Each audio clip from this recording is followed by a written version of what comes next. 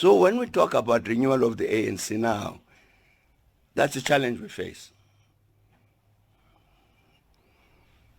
A year or so ago, I was talking to a comrade who has just been elected as a provincial chair of the ANC. I was talking to him about renewal of the ANC and some of the challenges and why this thing is necessary. The kind of person in the movement who really ought not to be in the movement. So after this presentation, this comrade says to me, now, Comrade President, in terms of my province, in terms of these people you say should not be in the movement but are card carriers, you are talking about 60% of our membership in my province. The ones I would say are genuinely ANC 40%. So the renewal process then becomes critical. Thabo said, Thabo said, we must sweep the movement. And Madiba said, we must purge.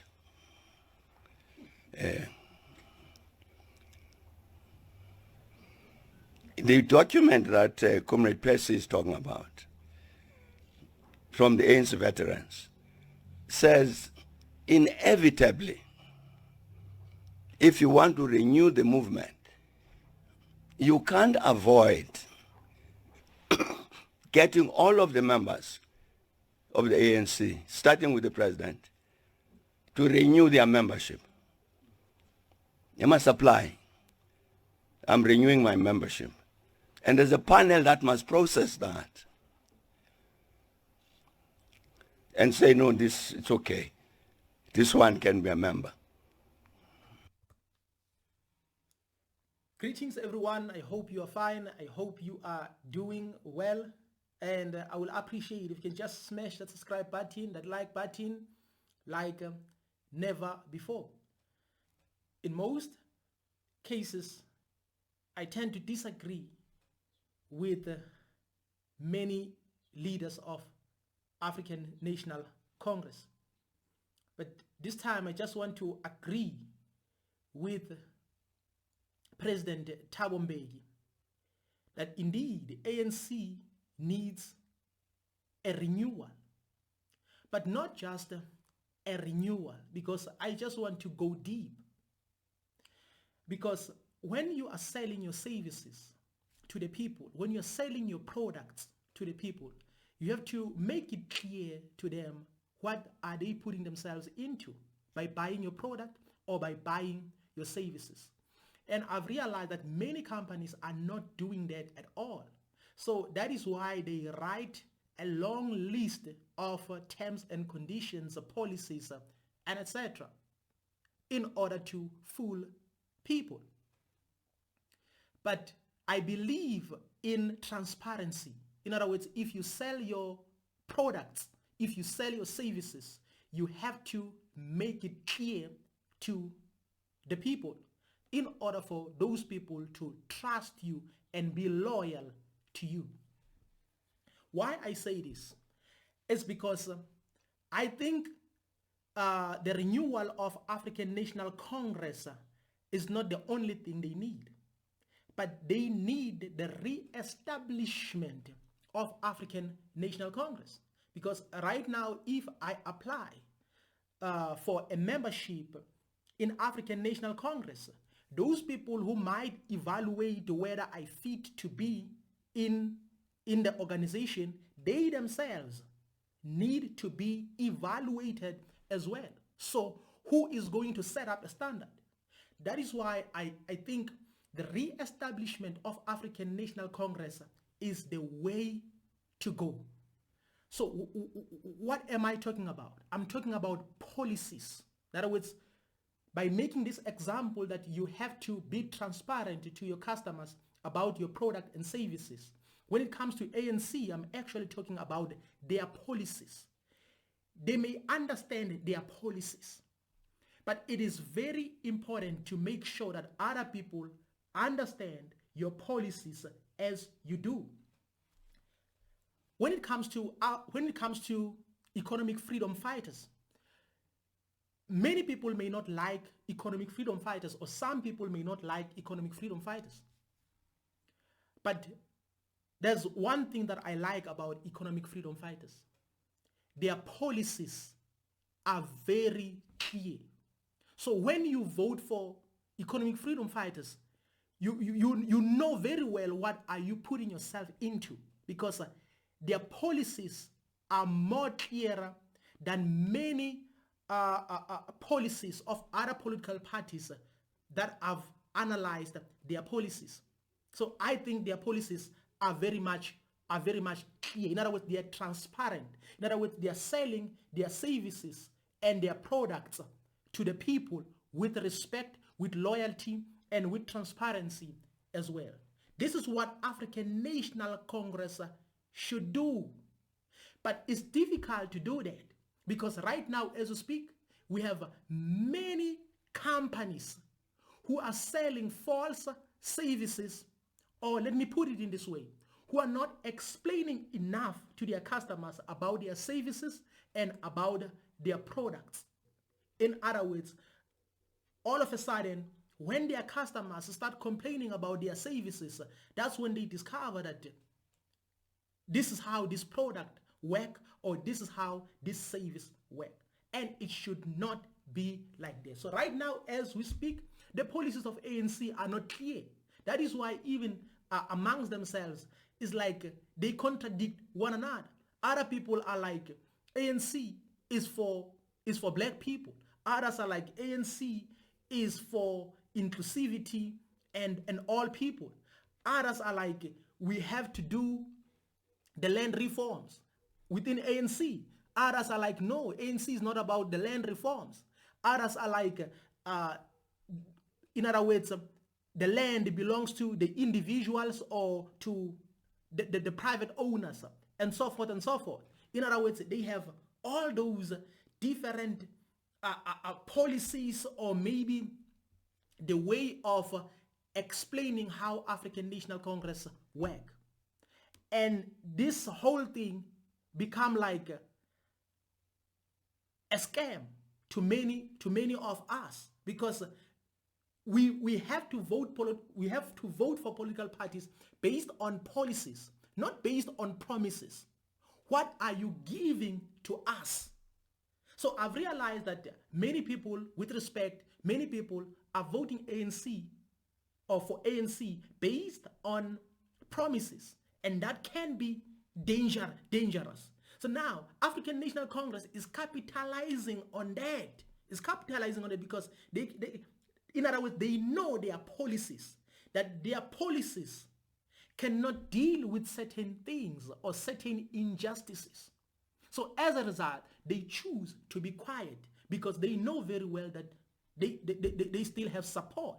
Based on what? Based on their promises. So whenever they propose to the people, they don't use their policies, but instead they use promises. So the re-establishment of ANC will be like, you know what? Let's draft new policies and let's make these policies more clearer to the people, so that people can understand, so that people can know what are they putting themselves into. Then we can say, you know what? Let's reapply. And those people who are applying, or those people who will be put into these positions, should be evaluated by a standard. In other words, there has to be a standard that is used to re-evaluate or to evaluate if those people are suitable for those positions or not. And that's part of the reason, as Tammy was saying, the 54th National Conference passes a resolution, there must be renewal. The 55th National Conference does the same thing, and nothing happens. The NEC does not act on those resolutions to this day. Why? That's the question I was asking. I'm an ex-official member of the NEC. But when I see that, I get afraid. that if I have to renew my membership and apply, and there's a panel that's going to look at me, they are going to say, this one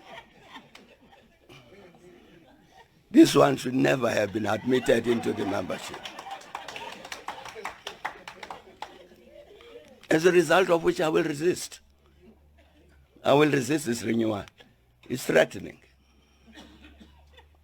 And you can imagine this particular province I'm talking about, where the provincial chair says, President, this person, a negative person you're talking about, is 60% of my members.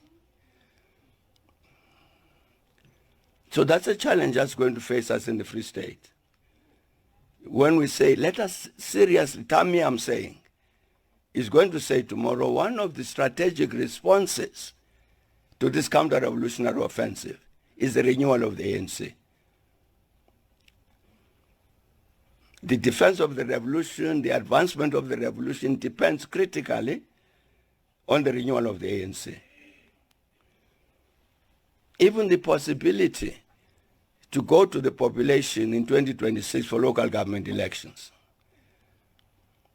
in this ward, whom do we present as our candidate?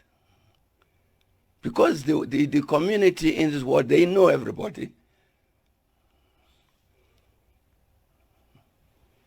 Gwede Mantashe was complaining, I think it was local government elections or maybe the national, that when he goes around door to door, he's had many experiences where people say, Afiki la masahela. So this is a response of the population. So the renewal of the ANC becomes critically important in terms of even that. So when the ANC, the communities who have to elect us in next 2 years' time, they must see that this ANC has changed. It has renewed itself. We know that in our community, in our ward, there were many wrong people who were members of the ANC.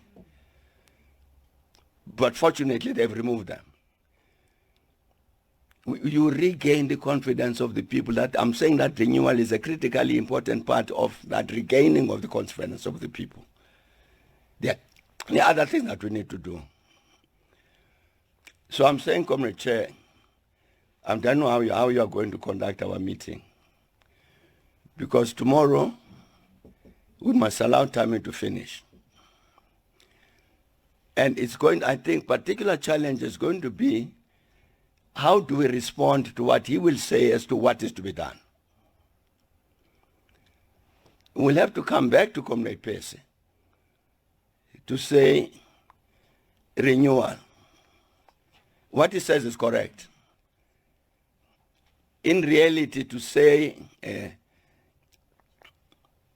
having swept, once you've done that, this is done how you conduct yourself in the way that he was explaining. But there's this very difficult first step. The most challenging part is not the issues that he was raising.